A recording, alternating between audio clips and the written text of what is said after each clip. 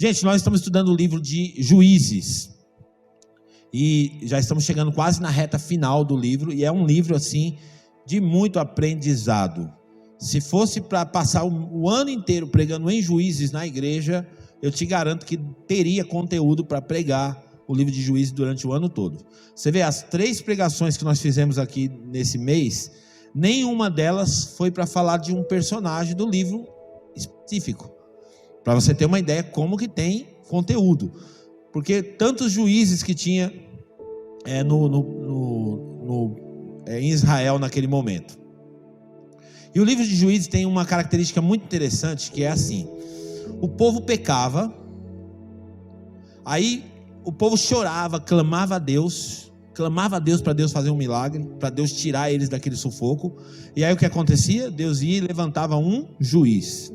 O juiz vinha, derrotava os inimigos do povo de Deus. O povo de Deus consertava, endireitava os seus caminhos, obedeciam a Deus enquanto o juiz vivia. Depois que o juiz morria, o que o povo fazia? Pecava de novo. Aí esse povo que pecava de novo, orava a Deus, clamava a Deus, pedia socorro para Deus. Deus levantava um juiz de novo, o juiz vinha, derrotava os inimigos de Deus morriam, o povo de Deus voltava a obedecer a Deus enquanto o juiz estava vivo, e quando o juiz morria, o povo voltava para o pecado de novo, voltava para fazer aquilo que desagradava a Deus de novo. E isso acontece no livro inteiro. Pelo menos 17 vezes aparece só no livro de Juízes esse episódio, acontecendo isso. O povo pedindo socorro para Deus, Deus socorrendo, o povo pecando, e assim por diante vai acontecendo essa sazonalidade o tempo todo no meio do povo de Deus. E eu queria falar um pouquinho com vocês hoje sobre a questão da vida cristã, ilustrado na história de um personagem que eu aprendo muito, e eu sei que você vai aprender muito também, porque o Antigo Testamento, tudo que está escrito no Antigo Testamento, ele está escrito para que nós possamos ter referência, modelos do que fazer e do que não fazer no livro de Juízes, ou no Antigo Testamento inteiro. Então o Antigo Testamento ele não é para doutrinar a igreja, a doutrina da igreja está no Novo Testamento, mas o Antigo Testamento ele é para trazer exemplos, sombras daquilo que o Senhor quer de nós. E falando um pouquinho de vida cristã, a forma como nós fomos evangelizados no Brasil principalmente, é uma forma um pouco curiosa e ao mesmo tempo uma forma um pouco equivocada do nosso sistema de evangelicalismo, como o evangelho chegou até nós. Por quê? Porque muitas pessoas acostumaram a servir a Deus por aquilo que Deus tem para dar para elas. Então elas olham para Deus numa figura de alguém que vai dar alguma coisa para elas.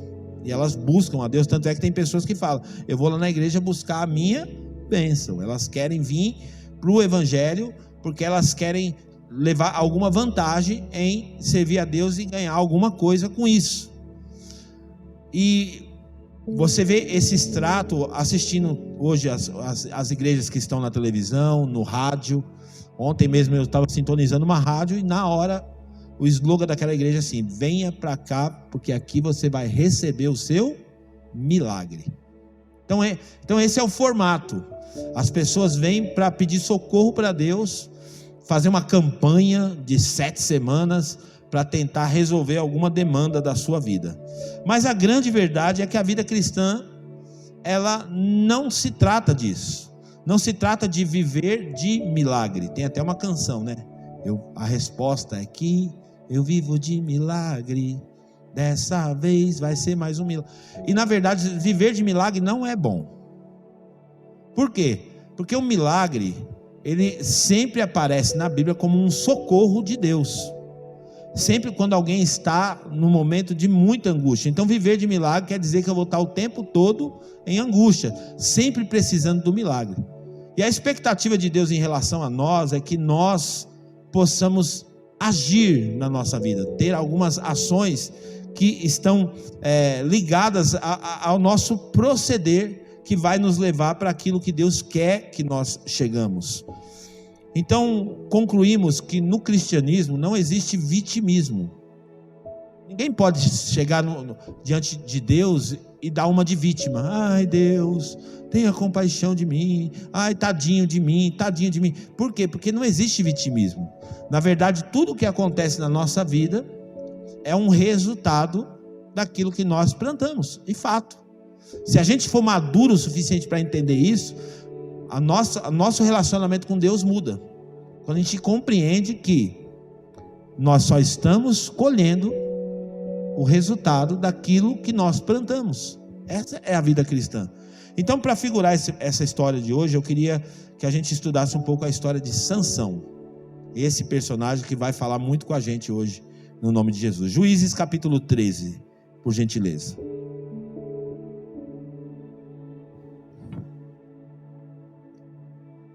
Juízes 13, versículo 1 diz assim: os israelitas voltaram a fazer o que o Senhor reprova. Lembra que eu falei? Voltaram a fazer o que Deus reprova. E por isso o Senhor os entregou nas mãos dos filisteus durante 40 anos. Vamos lá. Certo homem de Zorá, chamado Manoá, do clã da tribo de Dan, tinha mulher estéril. Certo dia o anjo do Senhor apareceu a ela e lhe disse: você é estéril, não tem filhos, mas engravidará e dará à luz a um filho. Todavia tenha cuidado, não beba nem vinho, nem outra bebida fermentada, e não coma nada impuro. E não se passará navalha na cabeça do filho que você vai ter, porque o menino será nazireu, consagrado a Deus desde o nascimento. Ele iniciará a libertação de Israel das mãos dos filisteus. Então a mulher foi contar tudo ao seu marido. O homem de Deus veio a falar comigo. Era como um anjo de Deus, de aparência impressionante. Não lhe perguntei de onde tinha vindo, e ele não me disse o seu nome. Mas ele me assegurou: você engravidará e dará à luz a um filho. Todavia não beba vinho nem outra bebida fermentada, e não coma nada impuro, porque o menino será nazireu, consagrado a Deus desde o nascimento até o dia da sua morte. Então Manoá orou ao Senhor: Senhor, eu te imploro que o homem de Deus que viastes volte para nos instruir sobre o que fazer com o menino que vai nascer. Deus ouviu a oração de Manoá, e o anjo de Deus veio novamente falar com a mulher quando ela estava sentada no campo. Manoá, seu marido, não estava com ela, mas ela foi correndo contar ao marido: o homem que me apareceu outro dia está aqui. Manoá levantou-se e seguiu a mulher. Quando se aproximou do homem, perguntou: és tu que falastes com a minha mulher? Sim, disse ele. Quando as tuas palavras se cumprirem, Manoá perguntou: como devemos criar o menino? O que ele deverá fazer? Até aí. Senhor, eu oro nessa noite para que a tua palavra possa fluir da minha vida para a vida dos teus filhos, e que nós possamos aprender juntos aqui e sermos confrontados, instruídos, desafiados pelo Senhor, Pai, no nome de Jesus. Amém. Queridos, olha que curioso. A história conta para nós de um homem, uma família, um homem, uma mulher, que essa mulher não podia ter filhos. Então essa mulher vai engravidar, conforme o aviso do anjo. Ela vai engravidar e ela vai gerar um filho, e esse filho vai ser o libertador do povo de Deus naquele momento do que eles estavam vivendo, que era os filisteus oprimindo ele. E esse menino deveria ser um menino consagrado para Deus, um nazireu. Então nazireu, toda vez que você vê na Bíblia nazireu, é alguém que vai ser separado para Deus, para fazer a vontade de Deus, para agradar a Deus, para viver exclusivamente para Deus. Então esse menino nasce com esse propósito. Só que uma preocupação que o Manoá tinha, quando o anjo falou com a mulher dele, o Manoá fala assim, ora para Deus e fala assim: ô Senhor, que esse homem que apareceu para minha mulher, ou seja, esse anjo, que ele possa voltar de novo, porque eu tenho uma dúvida, eu quero perguntar algo para ele. E aí então Deus ouve a oração, o anjo aparece de novo e ele pergunta para o anjo: como deve ser o modo de viver desse menino? Uma pergunta muito significativa. Como deve ser o modo de viver desse menino? E por que essa mensagem de hoje ela figura muito a nossa vida cristã? Porque é exatamente isso que acontece com a gente. Muitos de nós aqui temos passados, nossa vida passada, antes de conhecer Jesus. Quantos aqui nasceram num conteúdo de um lar cristão? Levanta a mão, quem nasceu no lar cristão. Meu Deus, tem bastante crente aqui, hein? Vocês são crentes mesmo. Mas muitos de nós, no meu caso e o caso de mais uma boa parte da igreja, não teve essa experiência de nascer num ambiente cristão, onde recebesse ensinamentos, orientações da palavra de Deus. Então nós temos toda uma vida, antes de conhecer Jesus, uma vida que muitos de nós nos envergonhamos. O que nós fazíamos, como nós pensávamos, as nossas práticas, tudo isso era algo que, de certo modo, não agradava a Deus. Muitos de nós vivíamos uma vida desse jeito. Só que nós nascemos para Deus. Acontece um processo com a gente, conforme está escrito lá no Evangelho de João, no capítulo 3, que é o novo nascimento. A gente nasce de novo para Deus. E quando a gente nasce de novo para Deus, a gente é um bebê, porque nasceu de novo, é um bebê espiritual. É um bebê que nasceu, e agora esse novo nascimento implica em um modelo de vida a ser seguido. Então a gente vai também com essa mesma interrogação que tinha no manual para a nossa vida. Como deve ser agora o meu modo de viver? Você sabia que evangelho, cristianismo, não é religião? As pessoas tratam o cristianismo como uma religião dominical. Você vem no domingo na igreja, vem aqui, bate o seu cartão, fica com a sua consciência tranquila porque você veio na igreja domingo. É igual aquela oração daquele publicano, né? E do fariseu. O fariseu orando: Senhor, obrigado porque eu jejuo tantas vezes por semana, obrigado porque eu dou o dízimo de tudo. E ele era um bom religioso. Mas a vida cristã não se trata de religião, mas cristianismo é estilo de vida. Repita comigo assim: cristianismo é estilo de vida. Então o cristianismo, ele é um estilo de vida, é uma maneira de viver, que não se vive só no domingo, mas como a gente vai conduzir a nossa vida cotidiana, como a gente vai proceder, a nossa cosmovisão, como a gente enxerga agora o mundo na ótica de Deus. Isso é cristianismo. Então o Manoá está preocupadíssimo como que ele vai conduzir esse filho que Deus tinha dado para ele. Qual seria o modo dessa criança viver? E o anjo diz: olha, ele não vai poder beber bebida forte, ele não vai poder rapar a cabeça. E lá no número 6 tem uma lista muito grande de tudo aquilo que um nazireu deve fazer, como o nazireu deve se comportar. E o nazireu então tem várias restrições para que essa pessoa que é separada de Deus não faça. Então quando nós nos convertemos e entregamos a nossa vida para Jesus, de certo modo, a expectativa de Deus em relação a nós é que todos nós sejamos nazireu para Ele, pessoas separadas para Deus. Lembra o que está escrito? Que Ele fala assim, que Ele nos comprou e nos fez um povo exclusivo. Deus quer exclusividade na nossa vida. Deus quer que a gente seja dele. E tem uma coisa que Deus tem, que é ciúmes de nós. Como a gente vive a nossa vida, como a gente se comporta no nosso dia a dia, provoca o ciúme de Deus. Então isso é muito interessante, a gente pensar nisso. Olha só, 1 Pedro capítulo 1, versículo 13.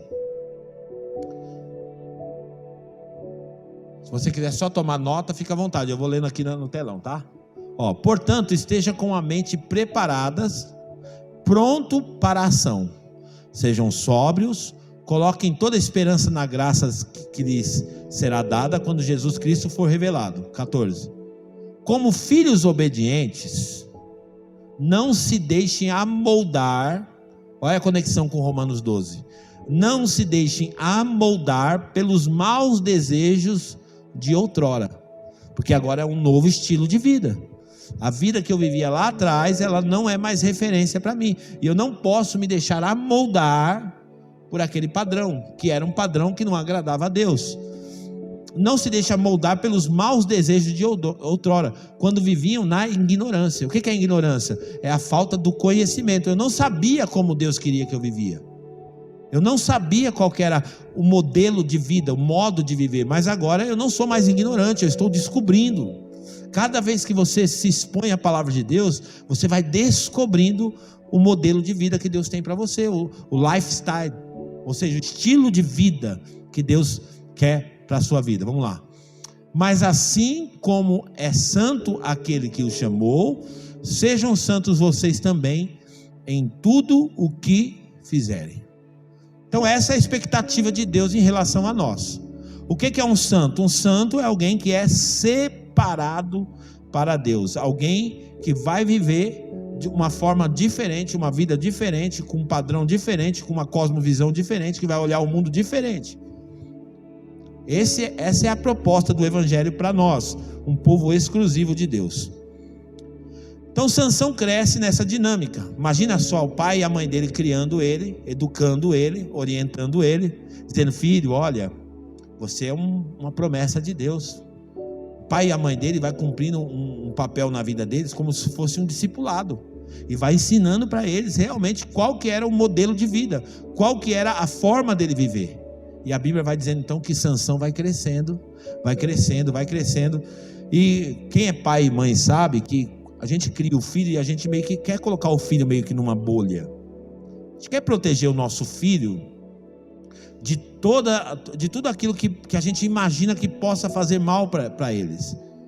Então de repente o filho fala: eu quero ir em tal lugar. A gente fala: não. Ah, eu quero fazer tal passeio. Não, a gente começa a proteger o nosso filho, esse excesso de proteção, porque a gente não quer que o nosso filho tenha algum contato com aquilo que a gente imagina que vai ser ruim para eles.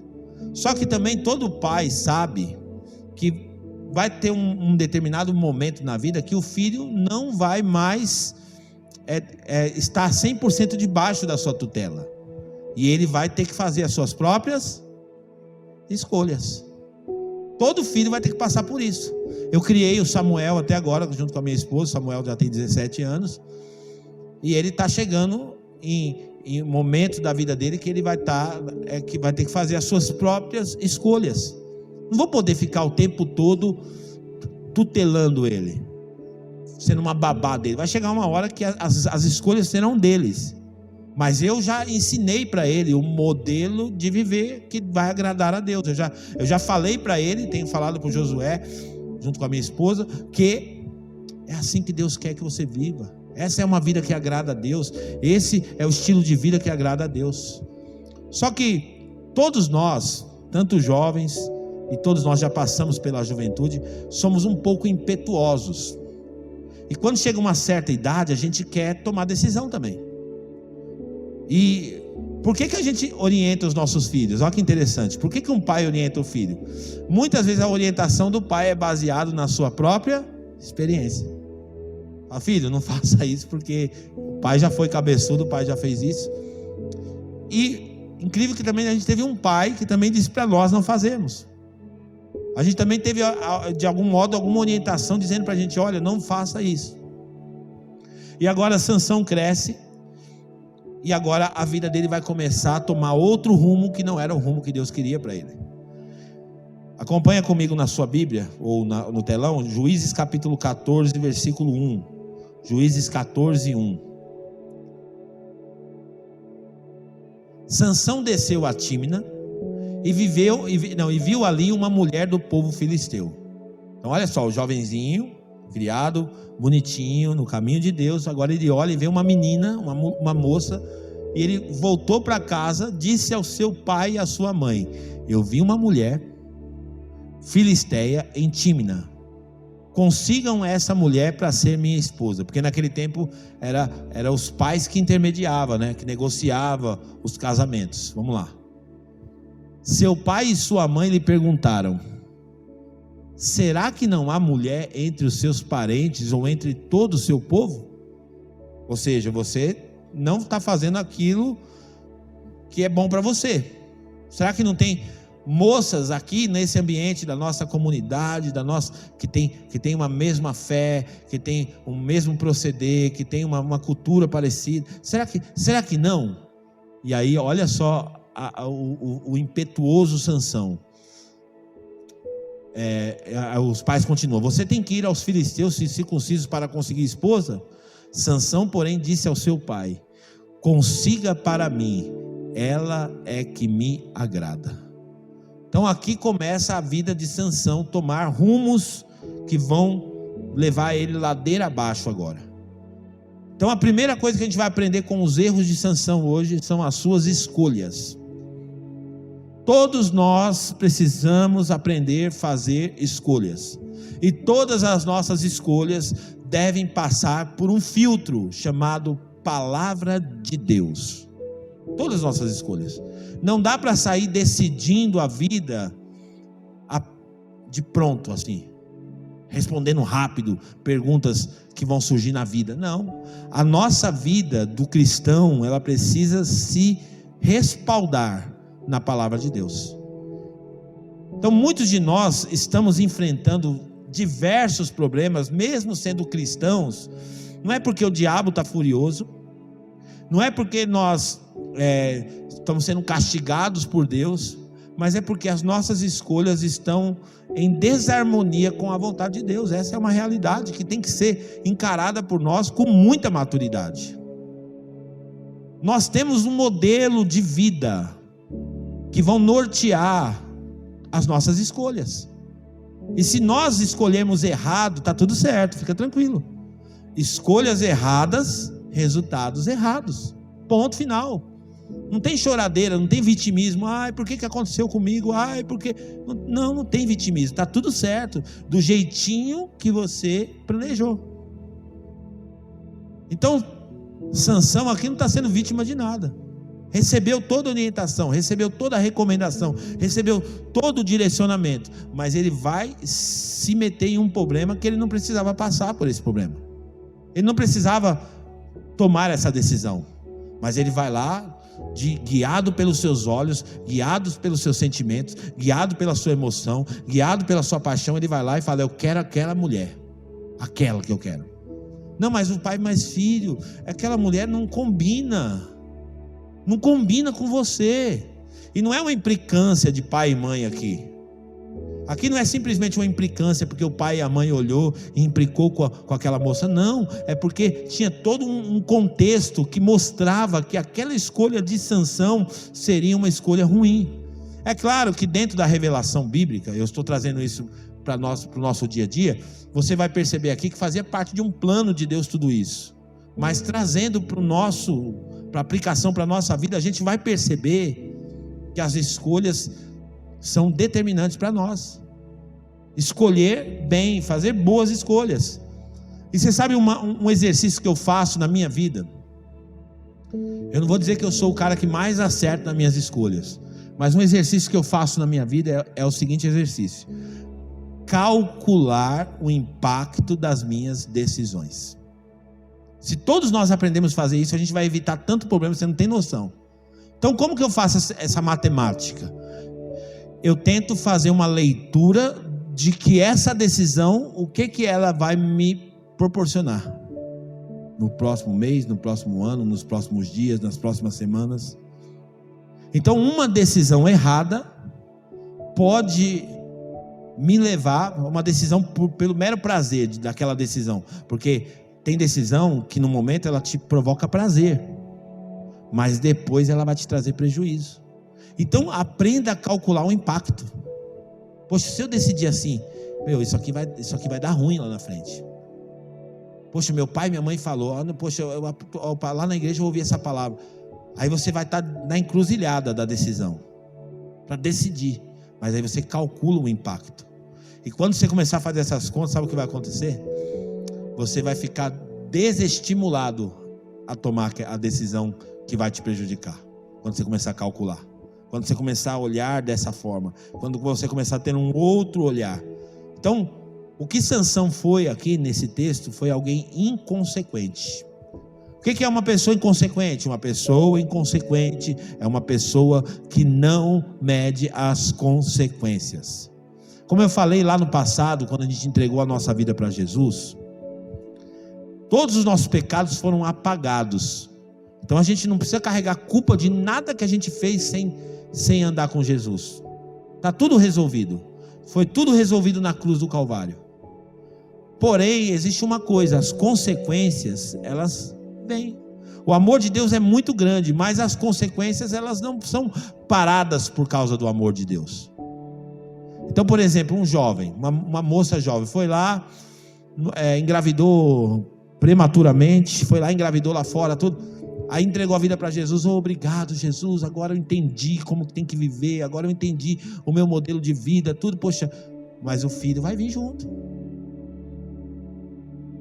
Foi a consequência daquela escolha. Aquele filho vai vir.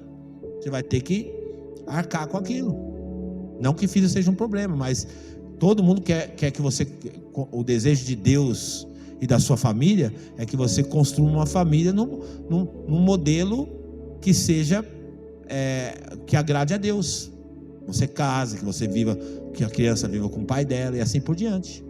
Então tem coisas que você faz lá que você vai carregar aqui, não tem que fazer. Então calcule, aprenda a calcular o impacto de todas as suas decisões.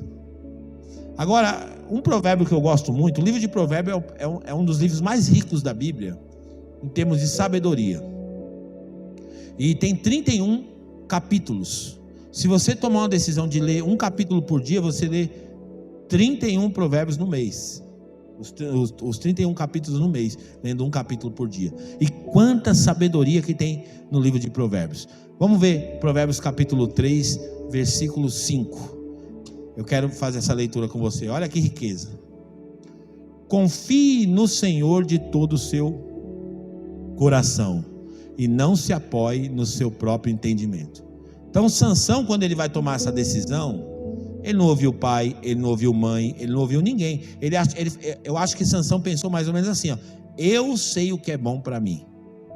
Pai, meu filho, mas não tem mulher aqui no meio do povo de Deus, mas não tem aqui uma moça aqui que tenha os mesmos padrões que você. Não, mãe, é aquela que eu quero, e ponto final. Ele não deu nem espaço para os pais argumentarem. Então Sansão, ele está carregado de orgulho, de soberba. Ele não está ouvindo ninguém, e ele simplesmente está apoiado só no seu próprio entendimento, naquilo que ele achava que era bom para ele. Isso acontece muito com o jovem. O jovem acha que sabe de tudo já. O jovem, ele acha que ele é dono da razão. E o pai é sempre um careta, o pai é sempre um retrógrado, o pai é sempre um ultrapassado. Ele acha que o pai não sabe o que tá orientando ele. E aí se dá muito mal, muitos jovens se dão muito mal, porque eles caminham baseado no próprio entendimento deles. Continua. Reconheça o Senhor em todos os seus caminhos, e Ele endireitará as suas veredas. O que é reconhecer a Deus em todos os meus caminhos? Em todas as minhas decisões. Todas as minhas decisões são filtradas pela palavra de Deus, são baseadas na palavra de Deus, e eu estou reconhecendo Deus em todas essas decisões. Em todos os caminhos da minha vida eu reconheço Deus, e eu pergunto o que Deus quer. É a pergunta que Manoá fez, a gente devia fazer todo dia para nós mesmos, em relação a nós mesmos. Qual deve ser o modo de viver? Qual deve ser a maneira de viver? E ele continua, vamos lá, versículo 7. Não seja sábio aos seus próprios olhos, tema o Senhor e evite o mal. Ou seja, não é para ser sábio baseado hoje a gente está vivendo uma era, hoje a era da informação, muita informação por causa do advento da internet, por causa dessa globalização. Então tem muita informação, e tem muita informação contaminada. Então hoje as pessoas estão muito soberbas, elas acham que sabem de tudo. Todo mundo é especialista em tudo, por conta desse fenômeno das redes sociais, do YouTube. Então a gente é especialista em tudo. Não seja sábio aos seus próprios olhos. Não sejam sábios aos seus próprios olhos. Tema ao Senhor e evite o mal. Por quê? Porque o temor do Senhor é o princípio, é a base de toda a sabedoria de Deus. Versículo 8. Isso lhe dará saúde, olha que forte. Isso lhe dará saúde ao corpo e vigor aos ossos. Se você conduzir a sua vida com esse prisma, nesse olhar, nessa ótica, o resultado é isso aqui: saúde ao corpo e vigor aos ossos. Vale a pena você parar para ouvir a palavra de Deus, perguntar para Deus o que Deus pensa dessa decisão, o que Deus pensa dessa escolha, o que Deus pensa. Às vezes até literalmente, para ter um filho, a gente não faz como o Manoá fez. O filhinho nasce lá e a gente já planeja: não, eu vou botar, o meu filho vai ter isso, o meu filho não vai faltar isso, nunca vou fazer isso com o meu filho. E a gente já tem todo um plano de como a gente vai educar o nosso filho, mas a gente nem pergunta para Deus: Deus, qual que é o modo de viver do menino? Querido, isso é tão sério. Eu sempre falo, eu e minha esposa conversamos muito sobre isso. O desafio, temos, como eu já falei, temos 2 filhos, 2 meninos. E uma das coisas que a gente se preocupa muito em dar um destino para os nossos filhos, antes de destino, como é que eu falo? Acadêmico. Porque tem pai que, não, meu filho vai estudar na faculdade, não sei o que, e traça, ele prepara na cabeça dele todo o plano de carreira do filho, mas não se preocupa com o espiritual, que é muito mais importante do que aquilo que você vai ensinar o teu filho na dinâmica da vida em relação à sua carreira. Não, porque meu filho vai ter isso, meu filho vai estudar isso e tal. Então preocupa primeiro em dar boas bases para os seus filhos, boas bases cristãs, valores importantes, para quando ele chegar num ambiente acadêmico, ninguém roubar isso dele, para quando ele chegar lá na faculdade, ninguém arrancar isso dele. Existe uma estatística, eu preguei aqui para os jovens aqui na semana retrasada, e o tema da minha mensagem aqui foi contrariando as estatísticas. Falei com os jovens, porque aí uma das estatísticas diz que todo jovem, ou grande parte dos jovens cristãos, quando entram na universidade, eles são tirados. Um pouquinho de conhecimento, um pouquinho de fé que tinha neles é arrancado. Por quê? Porque ele vai estar num ambiente extremamente ateu, onde as pessoas realmente, muitos que estão ali, eles estão negando Deus mesmo. Eu não estou colocando medo de você para você não ir para a faculdade, não é isso. Estou dizendo que você tem que ir preparado. Então, boas bases para que as escolhas sejam inteligentes lá na frente. E Sansão, então, toma uma decisão. Ele quer casar com essa moça, vai lá e fala para o pai dele: vamos lá na casa lá, vamos marcar o casamento, tudo. Você vai ler a história depois aí, não dá para me contar tudo, porque se fosse para me pregar toda a história de Sansão aqui, a gente tinha que ficar 3 dias aqui pregando. Mas marca o casamento, prepara uma festa de casamento, durava 7 dias, um banquete. E nesse caminho, a Bíblia vai dizer que saiu um leão, um filhote de leão de dentro do mato, um leão jovem. E esse leão jovem, com muita força, vem para cima de Sansão. E o que Sansão faz? Sansão vai lutar com o leão. Ele vai pegar o leão, ele vai rasgar o leão no meio, como se fosse um cabrito. Ele rasga com uma facilidade o leão, ele mata o leão. E nisso que ele matou o leão, ele está voltando depois pelo mesmo caminho, depois de alguns dias, ele vê lá o cadáver do leão ali no chão. E o cadáver tinha uma colmeia de abelhas ali dentro ali. As abelhas tinham feito mel dentro da carcaça do leão. E aí o que Sansão vai fazer? Sansão vai lá e vai mexer naquele cadáver para comer o mel. Pega o mel e leva lá para sua mãe, leva para o seu pai. Sabe o que Sansão acabou de fazer naquele momento? Ele quebrou um princípio. Porque uma das coisas que Nazireu não podia fazer era tocar em cadáver. Uma das restrições para um Nazireu, para alguém que era separado por Deus, ele não podia se relacionar, ter nenhuma relação com um cadáver. Isso está escrito lá em Número 6, depois você pode ler. mas ele vai lá e toca no cadáver, ou seja, ele quebra um princípio. Gente, o que são princípios? Eu fiz uma anotação aqui para definir princípios. Olha só, princípios são um conjunto de normas ou padrões de conduta a serem seguidos por uma pessoa ou uma instituição. A conceituação dos princípios está relacionada ao começo ou ao início de algo. Por isso que o livro de Gênesis chama Gênesis, o princípio. Por quê? Porque ali é a base de como deve ser a família, por exemplo, no livro de Gênesis. Por isso que a igreja ela é tão veemente em relação a casamentos com pessoas do mesmo sexo.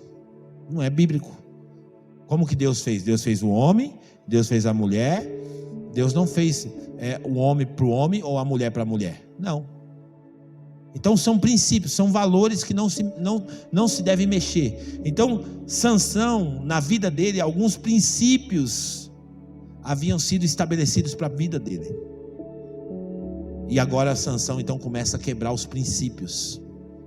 E você sabe o que é curioso? Uma frase eu falei já num culto, mas vou repetir nesse culto de novo. Se todos nós colhêssemos instantaneamente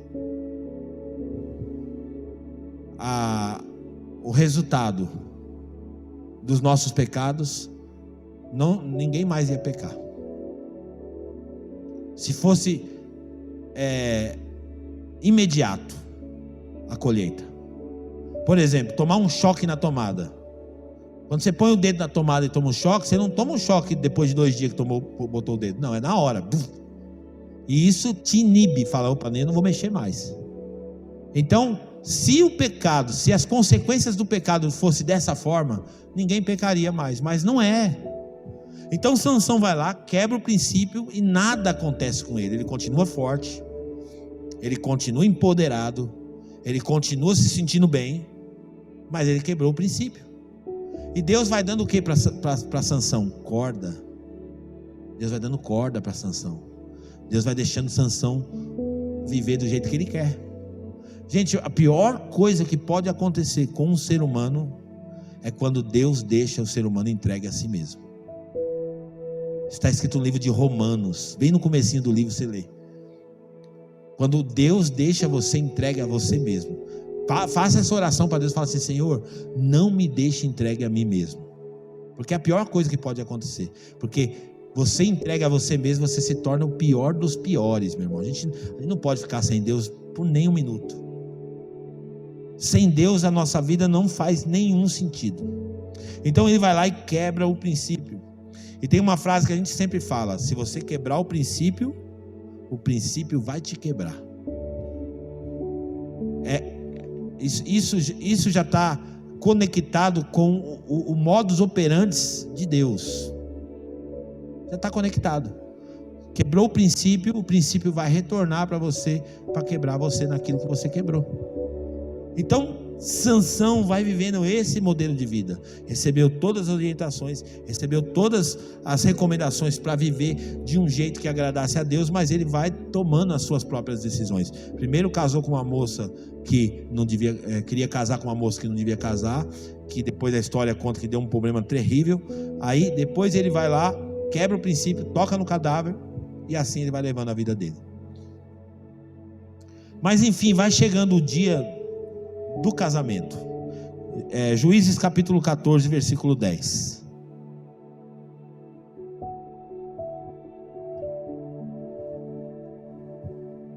Seu pai desceu à casa da mulher e Sansão deu ali uma festa, como era costume dos noivos. Como eu falei, a festa durava 7 dias.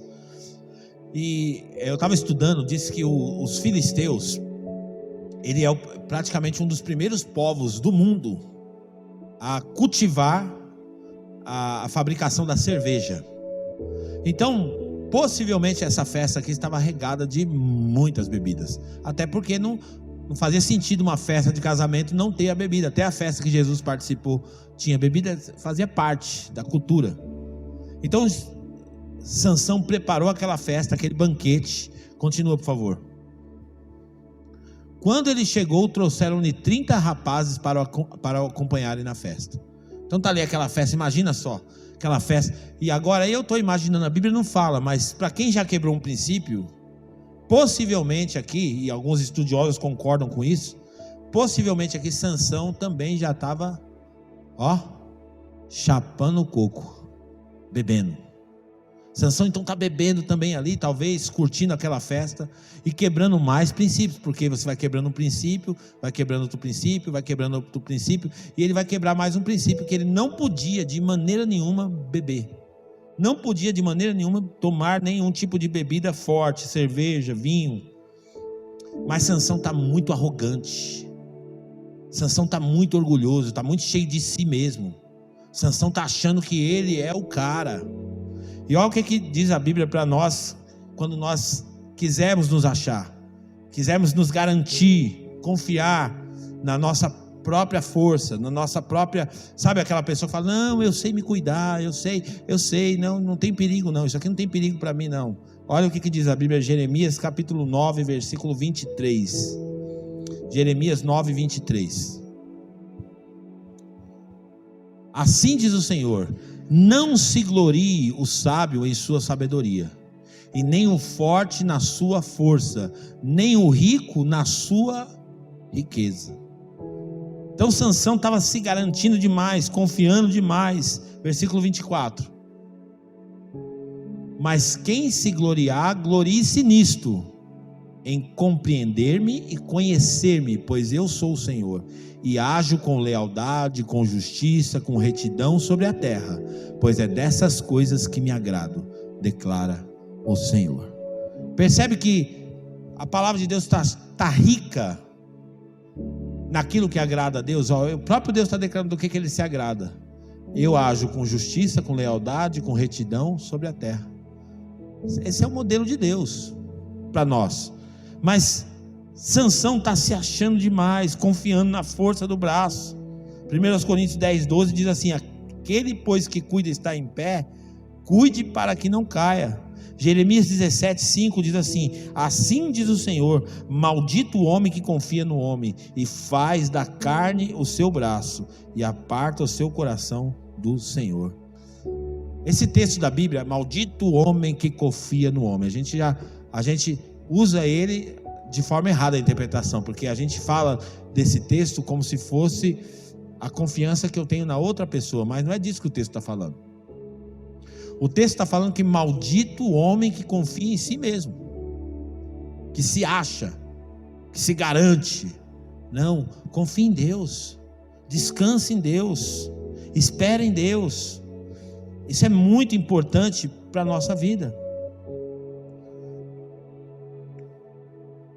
Diz que tinha a jumentinha, aquela jumentinha que pegaram para Jesus entrar em Jerusalém. E aquela jumentinha, Jesus, nunca ninguém tinha montado nela, Jesus montou nela. E ele vai entrar pelas ruas de Jerusalém. E nisso que vai entrando com a jumentinha nas ruas de Jerusalém, o povo começa a adorar Jesus. E começa a chamar ele de rei, começa a dizer Hosana. E aquela jumentinha, ela se sentiu tão bem com aquilo, e ela confundiu, ela achou que todo mundo estava fazendo aquilo para ela, por ela. E de repente essa jumentinha entrou, percorreu, ficou toda vaidosa, ficou toda cheia de si mesmo. Jesus morreu, Jesus foi crucificado. Um certo dia a jumentinha voltou lá em Jerusalém. Só que quando ela entra em Jerusalém de novo, sozinha, o pessoal começa a tacar pedra nela, taca pedra. Um vem já dar uma chicotada, um vem e faz. E essa jumentinha correu lá para a casa dela e foi falar com a mãe dela. E falou: mamãe, o que aconteceu? Teve um dia que eu entrei em Jerusalém e todo mundo me venerou, todo mundo sorriu para mim, todo mundo me aplaudiu. Mas agora eu entrei de novo, o pessoal tacou pedra. O que eu fiz, mamãe? E aí a jumenta mãe falou assim: sabe o que é? É que quando você entrou a primeira vez, Jesus é que estava montado em você. Tirou Jesus, querido, não sobra nada de nós. Tirou Jesus, não sobra nada da nossa vida. Nós não somos nada sem o Senhor Jesus. Nós não devemos nos achar, se garantir. Não, confia em Jesus, confia nele o tempo todo da sua vida. Mas o quinto e último ponto que a gente observa na vida de Sansão é que Sansão começou a brincar demais com coisas perigosas. Ele se tornou alguém que já não estava mais se importando com os valores de Deus, e ele começa a brincar com as coisas. E você percebe, dando enigma para vou dar uma charadinha para você, tenta decifrar isso aqui. Eu estou imaginando Sansão, um cara muito autoconfiante, e de repente ele se apaixona, porque ele tinha um problema sério com mulher. O primeiro casamento lá não deu certo. Aí depois ele entrou numa cidade, viu uma prostituta, foi lá, teve relação com a prostituta. Depois ele se apaixonou por uma mulher chamada Dalila. Todo mundo conhece a história. Essa Dalila foi o fim da vida dele. Foi o que arregaçou com ele, o que acabou com ele, o que desmontou ele. Foi essa Dalila. E vale lembrar, gente, que não existe só Dalila, também existe Dalilo. Sabia? Tem Dalilo também. Não é só Dalila não, tem uns Dalilo por aí. Toma cuidado, porque tem relacionamento que vai te levar para baixo. E ele se apaixona loucamente por essa mulher. Ele já estava longe de Deus, já tinha perdido toda a referência, todas as orientações, ele já não tinha mais a vida de Deus nele. Sansão era alguém que já estava longe de Deus, distante de Deus, apesar de Deus estar ali ainda usando ele, mas ele estava longe de Deus. E aí a Bíblia fala então que ele se apaixona por essa mulher, e essa mulher então, ela não era uma boa mulher, ela já tinha segundas intenções, porque ela queria descobrir como amarrar Sansão para poder entregar para o povo dela. E a primeira vez ela pergunta para Sansão, ela fala assim: Sansão, como que é o segredo para poder te prender? E aí Sansão então começa a brincar com ela. E a primeira coisa que ele fala está em Juízes 16:7. Ele responde assim para ela: se alguém me amarrar com 7 tiras de couro ainda úmidas, ficarei tão fraco quanto qualquer outro homem. E o que essa mulher faz? Ela vai lá e amarra ele com aquilo que ele falou que seria para prender ele. E olha, a cegueira era tão grande, gente, a cegueira era tão grande. Eu não sei se você já se deparou com gente assim, que você fala: será que essa pessoa não está vendo? Será que essa pessoa não está vendo que isso está prejudicando ela? Sansão não via, a cegueira dele era tão grande, espiritual, que ele não estava enxergando. A mulher amarra ele, daqui a pouco ela grita: Sansão, os filisteus vêm aí. Ele levanta e quebra tudo aquilo. Plá.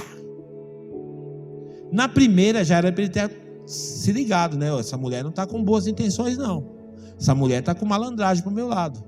Mas não, ele continuou lá, apaixonadão, e brincando com perigo, e brincando com perigo. A segunda vez ela fica toda chateadinha, fala: ai, você me enganou, por que você não fala para mim a verdade? Como que eu faço para te prender? Juízes 16:11. Se amarrarem firmemente com cordas que nunca tenham sido usadas, ficarei tão fraco quanto a qualquer outro homem. O que essa mulher faz? Vai lá, pega a corda que nunca foi usada, amarrou Sansão. Mais uma vez ela grita: os filisteus vêm aí. Ele levanta e faz o quê? Pá, quebra as cordas. A mulher mais uma vez fica toda chateada. E olha só, ele vai chegando muito perto do perigo, porque primeiro ele falou que tinha que ser com corda de couro úmida. Segundo, ele falou que tinha que ser com cordas novas. E agora, a terceira vez, ele vai chegar bem pertinho do segredo dele. Agora ele já vai envolver o cabelo dele. A gente tinha falado do cabelo dele, mas agora ele vai envolver o cabelo na terceira vez. Disse Dalila a Sansão, versículo 13: até agora você me fez de boba e mentiu para mim. Diga-me, como pode ser amarrado? E ele respondeu: se você tecer num pano as 7 tranças da minha cabeça e prender com uma lançadeira, ficarei tão fraco quanto qualquer outro homem. Assim, quando ele dormia, Dalila teceu as 7 tranças da sua cabeça num pano. Olha aí, ele chegou perto demais. Ele está começando a abrir o coração, revelar. E de repente ela grita: os filisteus vêm aí. Ele levanta e ele mais uma vez se livra.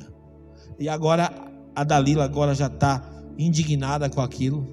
E ela começa a atormentar ele, começa a perguntar para ele, ela insiste, porque é assim, gente, o diabo trabalha exatamente desse jeito.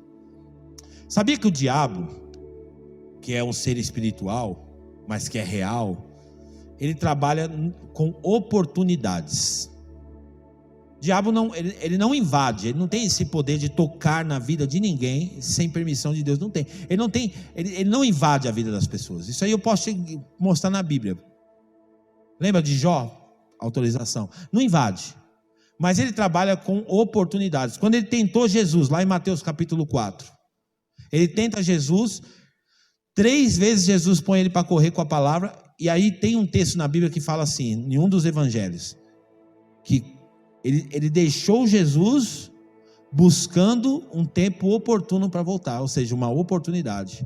Lá em 1 Pedro fala o quê? O diabo, vosso adversário, anda bramindo ou rugindo como um leão, buscando a quem possa tragar. Oportunidade.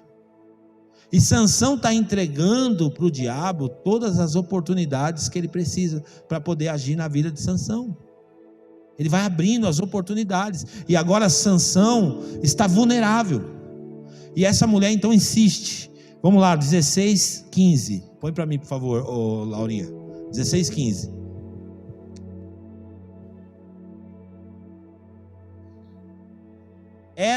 Então ela lhe disse: como você pode dizer que me ama se não confia em mim? Essa é a 3ª vez que você me fez de boba e não contou o segredo da sua grande força. Continua. Importunando o tempo todo, ela esgotava dia após dia, ficando ele a ponto de morrer. Ou seja, ela perturbou tanto ele para ele contar. Chega uma hora que ele não aguentou, ele cedeu. Versículo 17. Por isso ele lhe contou o segredo. Jamais se passou navalha em minha cabeça, disse ele, pois sou nazireu desde o ventre materno.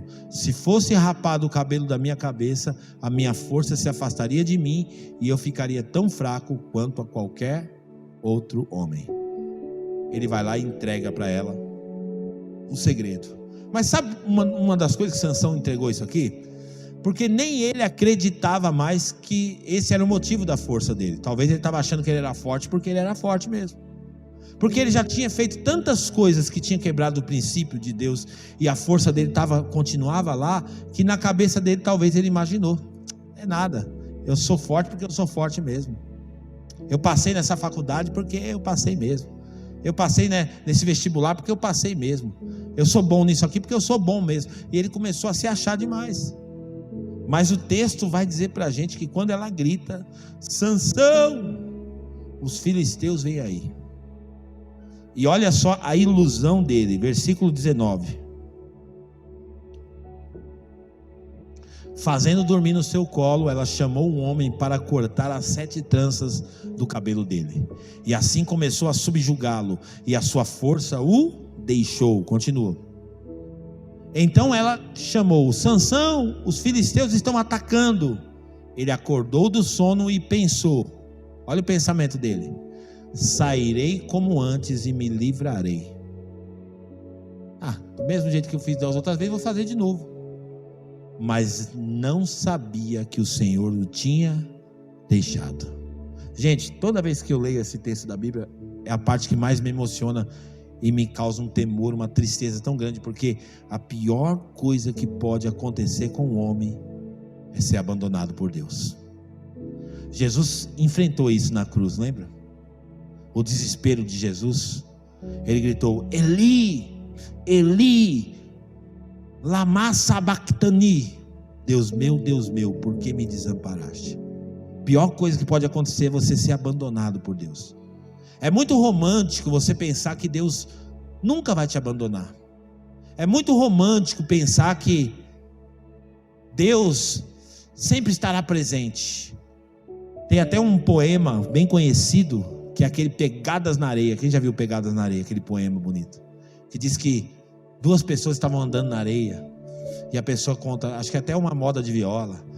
E aí eu estava vendo lá os passos na areia, tinha 4 pegadas, era o Senhor andando comigo, mas a hora que eu mais precisei na vida, só tinha 2 pegadas, o Senhor me abandonou. Aí o poema fala: não, eu não te abandonei, é que eu estava te carregando no colo. É bonito, romântico. É romântico isso. Mas a pior coisa que pode acontecer com um homem é Deus abandonar essa pessoa. E Deus abandona. Eu não estou dizendo que vai abandonar integralmente, porque não existe 1 centímetro quadrado dessa terra que Deus não esteja. Mas eu estou dizendo abandonar o homem para ficar entregue às suas próprias vontades, para fazer o que quer, para deixar esse homem fazer o que ele quiser. E Sansão estava vivendo exatamente desse jeito, vivendo a vida como se Deus não existisse, vivendo a vida como se Deus não estivesse agindo o tempo todo. Mas um dia ele levantou e o Espírito de Deus já não estava mais nele. Vocês querem ver como é que retrata muito bem isso? Salmo 51, abre para mim, por favor. O Davi, um homem segundo o coração de Deus, sabe o que aconteceu com ele? O Ministério de Louvor já pode vir aqui, que eu tenho que encerrar daqui a pouco, porque já é quase 9 horas. O Davi, ele cometeu um pecado terrível. O dia que ele era para ele sair na guerra, ele não saiu, ele saiu lá no terraço do palácio. Ele viu uma mulher tomando banho. Ele se interessou por aquela mulher, mandou aquela mulher vir. A mulher era casada, ele foi lá, teve relações com aquela mulher, engravidou aquela mulher. Para tentar encobrir o pecado dele, ele foi lá e armou um jeito lá de botar o marido da mulher na cilada. O marido da mulher foi morto. E Davi então começa a se afundar no pecado, porque a espada, as consequências daquele pecado, a Bíblia fala assim, que um abismo vai chamando outro abismo. E começou Davi então mergulhar, por causa de um pecado, foi chamando outro pecado, outro pecado, outro pecado, outro pecado. E aí ele escreveu esse salmo, gente. Esse salmo aqui é um dos salmos mais fortes da Bíblia, Salmo 51. E você vai ler comigo agora, olha só. Ele vai fazer a seguinte oração depois desse pecado. Depois que o pecado é revelado, depois que Natan põe o dedo na cara dele e fala: esse homem é você, Davi. Ele vai orar assim, ó: tem misericórdia de mim, ó Deus, por teu amor, por tua grande compaixão, apaga as minhas transgressões. Continua: lava-me de toda a minha culpa e purifica-me do meu pecado, pois eu mesmo reconheço as minhas transgressões e o meu pecado sempre me persegue. O salmista está dizendo assim: olha, eu reconheço os meus erros, eu reconheço os meus pecados. E ele continua: contra ti, só contra ti eu pequei e fiz o que tu reprovas. Olha a honestidade de Davi nessa oração. Ele fala assim, ó: de modo que é justa a tua sentença. Davi não se faz de vítima aqui. Ele fala assim: é justo a sentença do Senhor na minha vida, é justo. Eu pequei contra o Senhor, é justo, e tens razão em condenar-me. Deus tem razão, Deus sempre vai ter razão. E ele continua: sei que sou pecador desde que nasci, sim, desde que concebeu a minha mãe. Sei que desejas a verdade no íntimo e no coração me ensinas a sabedoria. Purifica-me com isopo e ficarei puro, lava-me e mais branco do que a neve eu serei. Faz-me ouvir de novo júbilo e alegria, e os ossos que esmagaste exultarão. Esconde o rosto dos meus pecados e apaga todas as minhas iniquidades. Cria em mim um coração puro, ó Deus, e renova dentro de mim um espírito amável. E essa aqui é a parte mais forte. Essa sensibilidade Sansão não teve. Ele diz assim, ó: não me expulse da tua presença e nem tires de mim o teu Santo Espírito. Sansão não teve essa sensibilidade. Sansão brincou demais. Ele achou que isso não podia acontecer, mas aconteceu com ele. A presença de Deus se retirou de Sansão,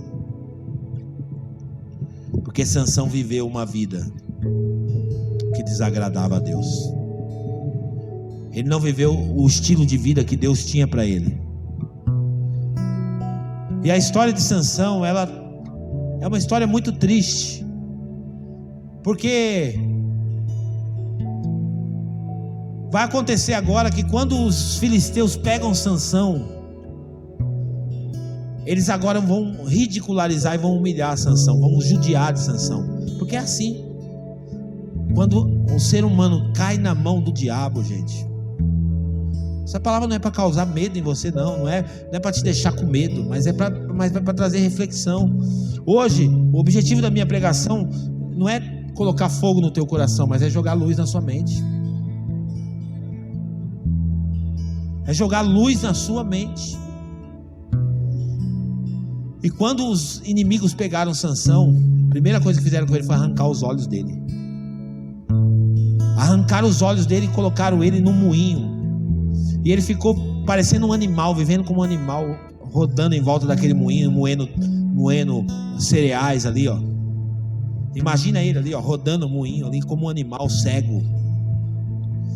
E a Bíblia vai dizer então que um dia os filisteus vão fazer uma festa para o seu Deus, Dagon. E eles vão dizer assim: manda chamar Sansão para divertir a gente, porque é assim que o diabo faz. O diabo ridiculariza, o diabo humilha, o diabo machuca. Por isso que não vale a pena ficar longe de Deus. Chama aí o Sansão aí que a gente vai se divertir um pouquinho. E o homem de Deus virou um bobo da corte. O homem de Deus virou um palhação. O homem de Deus virou chacota. E a Bíblia fala então que quando trouxeram Sansão está ali sendo guiado por alguém. O menino está levando ele porque ele já não conseguia ver mais. E aí de repente você olha assim para a vida dele e fala: meu Deus, e agora? O que vai ser de Sansão? Mas Deus é um Deus de novas oportunidades. Não está perdido, não está nada acabado. Sabe o que é a minha grande observação nessa história? É que Deus tinha um propósito na vida de Sansão. Qual que era o propósito? Libertar o povo dos filisteus. E aí eu pergunto para você: Sansão cumpriu ou não cumpriu o propósito? Cumpriu. Só que cumpriu da pior maneira. Deus tem um estilo de vida para você, para te proteger, para te guardar, para te fazer viver o melhor dele aqui nessa terra. Mas muitos de nós escolhemos viver da pior maneira. Muitos de nós escolhemos viver do nosso jeito, da nossa forma. E o preço que a gente paga para viver do nosso jeito é muito caro. Sansão pagou um preço muito caro. Perdeu os olhos, virou escravo, virou um animal, foi ridicularizado. O preço que Sansão pagou para fazer a própria vontade dele foi muito caro. Não compensa andar pela própria vontade, não compensa. No final vai ser caro demais. Mas agora ele faz uma oração. Ele ora para Deus. Capítulo 16, versículo 28. Põe para nós, 16, 28.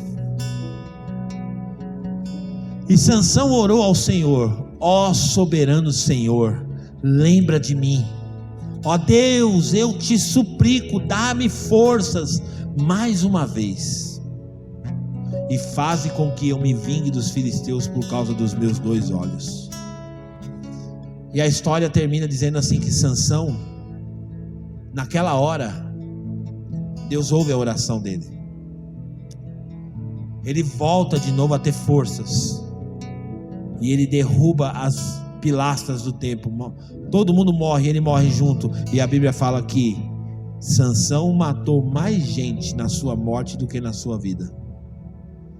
Queridos, é a pior maneira que uma pessoa pode viver, o estilo de vida que Sansão escolheu para a vida dele. Mas a boa notícia é, no versículo 22, para mim e para você essa notícia é a boa notícia de Deus. Versículo 22, põe para mim. Mas logo o cabelo da sua cabeça começou a crescer de novo. Sabe o que simboliza isso? Simboliza a graça de Deus. O cabelo vai voltar a crescer. Talvez muitos de nós, vamos ficar de pé. Talvez muitos de nós aqui possamos olhar para a história de Sansão e perceber algumas coisas. Alguns olham para a história de Sansão e se identifica muito com Sansão cabeludo. O Sansão cheio de vigor, o Sansão cheio de força. Mas você está olhando para dentro de você e está reconhecendo que alguns comportamentos seus são exatamente como o do Sansão cabeludo, decidindo do seu jeito, fazendo do seu jeito, escolhendo viver da maneira que quer. É o Sansão cabeludo. Orgulhoso, é o Sansão cabeludo. Talvez outros estão aqui se identificaram muito com o Sansão careca. Já apanhou tanto, está tão machucado, está tão ferido, está tão carregado, está se sentindo tão humilhado. Mas existe solução para os dois Sansão, para o cabeludo e para o careca. Eu não sei quem você é nessa história, eu não sei qual personagem ou qual das duas figuras do personagem você mais se identificou. Mas peça para Deus hoje, seja honesto com o Senhor. Se você percebe que você está fazendo escolhas como a de Sansão, que vão te levar para o abismo, que vão te levar para uma situação vexatória, fala para Deus hoje, fala: Senhor, eu não quero ser como Sansão, eu quero me humilhar na tua presença hoje, eu quero reconhecer o Senhor nos meus caminhos. Eu não quero fazer aquilo que eu acho certo, eu não quero agir da forma que eu acho, eu não quero me comportar do jeito que eu acho que está certo. Não, Senhor, eu não quero. Eu quero viver para o Senhor, eu quero fazer o que agrada o Senhor. E se você está talvez na história exatamente como Sansão, já careca, pede para Deus: Senhor, me dá força de novo. Senhor, me dá força de novo para fazer a tua vontade. Me dá força de novo para fazer o certo, para fazer aquilo que te agrada, para fazer aquilo que agrada o teu coração, Senhor. Feche os seus olhos, vamos falar com o Senhor. Senhor, eu quero orar nessa hora, Pai, com os meus irmãos. Quero colocar diante do Senhor agora, Pai, baseado naquilo que nós falamos hoje, conversamos hoje aqui com o teu povo. Nós olhamos para a vida de Sansão e vemos aquilo que nós não devemos ser. Nós te agradecemos por essa história estar na Bíblia. Nós te agradecemos porque o Senhor deixou para nós essa história para a gente aprender uma coisa importante com essa história. O Senhor permitiu que nós tivéssemos acesso a esse conteúdo para que nós tivéssemos os nossos olhos abertos e que não nos comportássemos como Sansão na dinâmica da nossa vida. Senhor, em nome de Jesus, que a nossa mente seja iluminada nessa noite para viver o que o Senhor quer para nós. Nós já temos um estilo de vida preparado para nós e nós queremos viver esse estilo de vida que o Senhor tem para nós.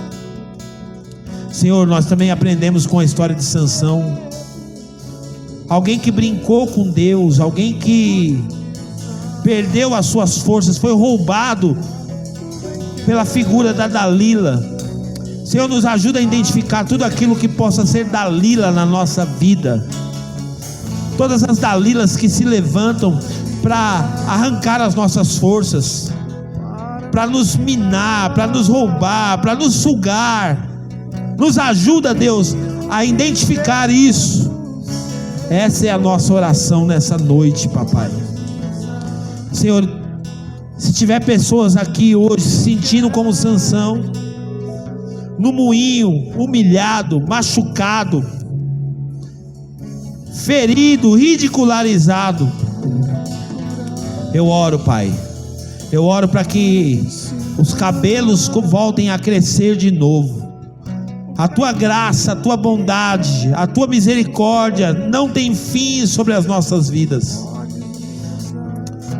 Senhor, eu sei que muitos de nós já erramos tanto, Mas tem pessoas aqui nessa noite pedindo uma nova chance, pedindo uma nova oportunidade, pedindo, Senhor meu Pai, uma oportunidade para fazer diferente.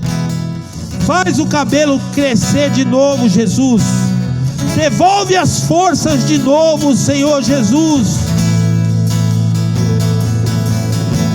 É o que nós te pedimos agora.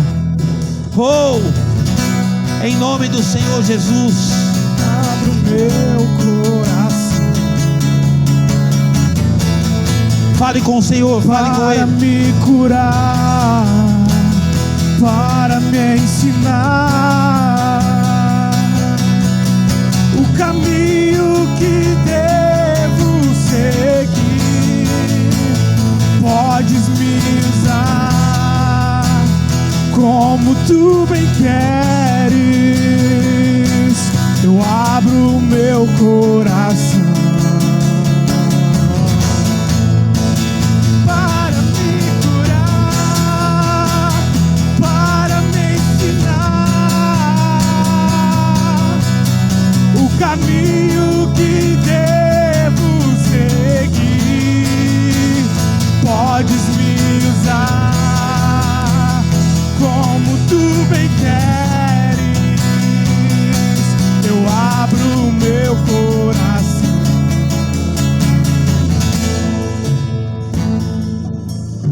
Não caia no chaveco da Dalila, meu irmão. Uma vez você já caiu, não precisa cair de novo. Não precisa cair de novo. Dá para chegar no final do propósito diferente. Dá para chegar com olho. Dá para chegar forte no final do propósito. Escolha viver o estilo de vida que Deus tem para você, em nome de Jesus. Eu agradeço a Deus pela tua vida. Que o Senhor continue iluminando a sua mente e queimando o teu coração para andar com Ele, em nome de Jesus. E aquele que crê, aplauda o Senhor nessa noite.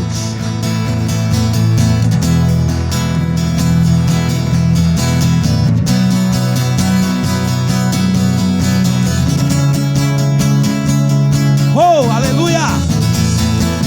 Glória a Deus! Amém, queridos? Que essa reflexão possa ficar em você a semana toda aí, que você possa ficar pensando a semana toda nessa palavra e não seja como Sansão.